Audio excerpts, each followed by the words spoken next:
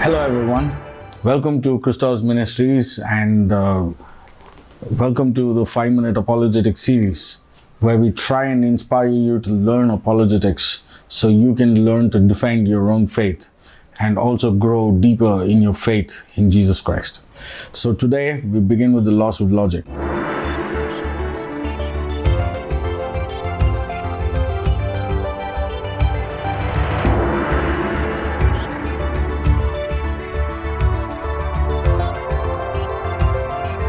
And before we begin with the loss of logic, let me just introduce you to the idea of why we use the loss of logic.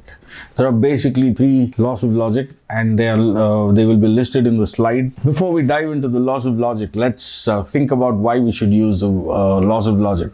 The laws of logic are the laws of thought. They are the laws of life. We satisfy those laws not just in our communication, in our thinking. Our institutions of mathematics, science, philosophy, and our very own existence are based on the laws of logic. When we communicate, when we do something, our actions and our thinking are guided and exist within the laws of logic.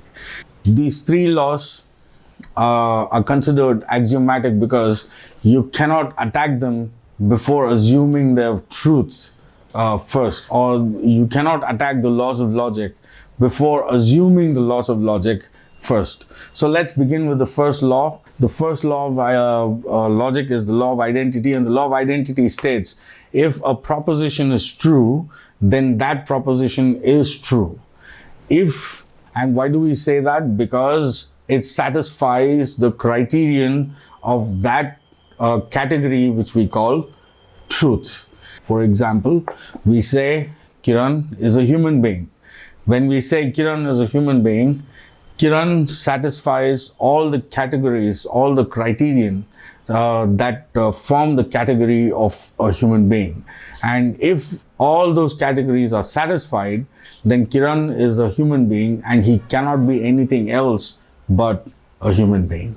This might sound a little like wordplay, but hang in there because these are very important laws for you to learn. The second law of logic is the law of non-contradiction, also called the law of contradiction. The law of contradiction states that opposites cannot be true at the same time in the same sense. For example, you might have heard a very famous philosopher who said, "I do not exist." The word "I do not exist" is a self-contradictory statement because the moment he made the assertion "I," he assumed his existence and then he denied that very own existence. A very famous other statement that is common among our friends is "truth does not exist," or "truth is not truth. There is no truth," you might say. A very famous quip among our friends that we may have heard is "there is no truth," or "truth does not exist." Now that is a self-contradictory statement. So the reason is, for that statement to be true, the category of truth must exist. A person cannot be dead and alive at the same time in the same sense. That's another way of putting it. You cannot satisfy 2 opposing categories at the same time in the same sense. Either you're dead or you're alive. The third law of logic is the law of excluded middle, which states that a proposition must either be true or non-true. It cannot be both. It has to be either A or non-A. It cannot be both. This principle asserts that every statement is either true or false. It should satisfy one of the 2 categories. It should satisfy one or the other. It should remain. Let me bring it back in a concise form. The law of identity. Truth is truth.